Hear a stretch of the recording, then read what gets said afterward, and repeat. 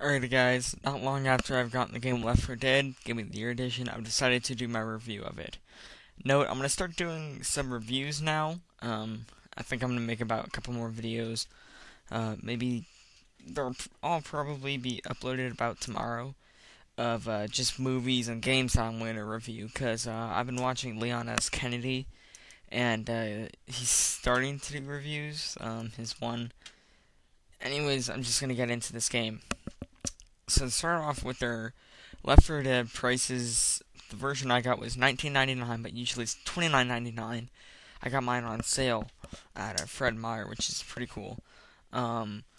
Basically, you can play as 4 different survivors in basically a zombie land world. Basically, the place has been infected, not exactly with zombies, because they're not dead, they're just infected. But I'm going to call them zombies anyways. Basically, they have been infected, and there are 4 survivors. Not like just them, but there's other survivors. These four are all teamed up. We're not even sure how they met each other or anything. So, you have no clue about that. But anyways, they're going around. I think it's the East Coast or West Coast, because Lewis at some point says Riverside, and I think Riverside is somewhere in California. But you basically go through the entire game, going to something like checkpoints. These are called safe rooms. Every time you get to a safe room is a new level. In between levels, you will fight the Horde, which is packs of zombies, Hunters, which are zombies that pounce at you. Basically the exact opposite of the Smokers. Hunters have to get up close and personal to you to get to you, and they start ripping you apart. The Smokers will stay from a distance and shoot their tongue at you. Yes, their tongue. They shoot their tongue at you, pull you all the way back, and start killing you. Then there's a Boomer. Boomers are basically suicide zombies. They run up to you. They usually would get blown up, or if they don't, they puke on you. If you blow them up, their guts go everywhere. If they puke on you, both of these ways, they get blown up or they puke on you, it attracts the Horde, which will basically attract zombies to you.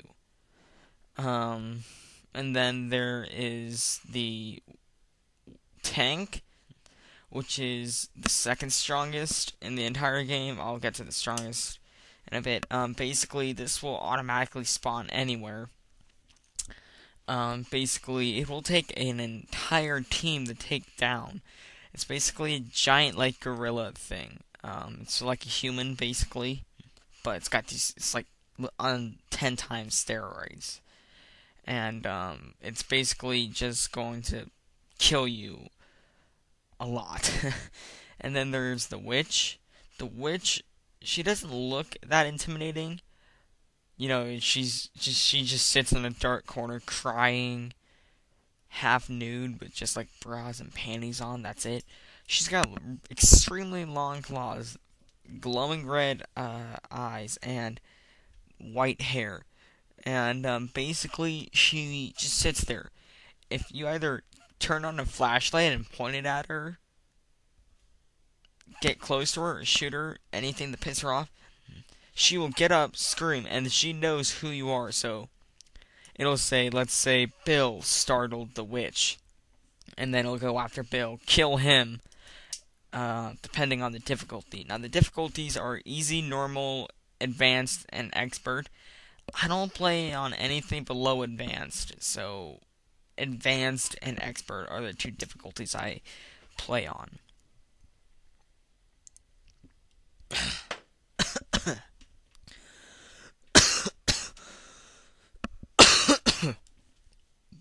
Sorry, I'm having some water. Those difficulties, now easy is easy, one shot with, you could kill one zombie with 1 shot from a pistol. Normal, it'll take, it's easy, to be honest. Normal is easy. It's like, it's a bit more hard, it's like 2% harder than easy. Advanced is if you want a good challenge, if you want to see if you can make it through the entire thing, and basically, yeah, but it's nothing to show off with. Expert is you will not survive. It is a one-way ticket to hell, in my opinion. I beat one campaign, and that was Dead Air, the easiest campaign in the entire game, and the shortest. I mean, all of them have 5 levels, but the longest for me, I think I'd have to say, would be the last one, Blood Harvest. I have to say that took the longest for me. Now the campaigns are No Mercy, Death Toll, Dead Air, and Blood Harvest. Now these are 4 separate campaigns. They have nothing to do with each other. Each one is like its own game, but it would technically be like DLC. In other words, it is nothing. None of them have to do anything with any one of them. In other words, if you play the No Mercy campaign and you finish it, you've pretty much beaten the game. There are no locked levels. There is no locked content. Everything is available to you at start. The game modes are campaign or single player, which is just play through the campaigns. You get to pick the campaign, the level, the character you want to play as, which is... The characters are Bill, Francis, Lewis, and Zoe. Francis is this biker, he's like some... I guess you could say he's a badass. Pardon the language, but that's technically what he acts like. Zoe was like a college student, but she kept studying on zombies, and then, the zombie apocalypse, and she's been studying on the right subject. I'm kind of quoting that from the manual. Lewis, I guess, was just some dude working at an average place, normal job, and then the place started, and he was obviously, casual guy. And then Bill, he's this old African American dude. I think he served in Vietnam, and he's just like the war veteran.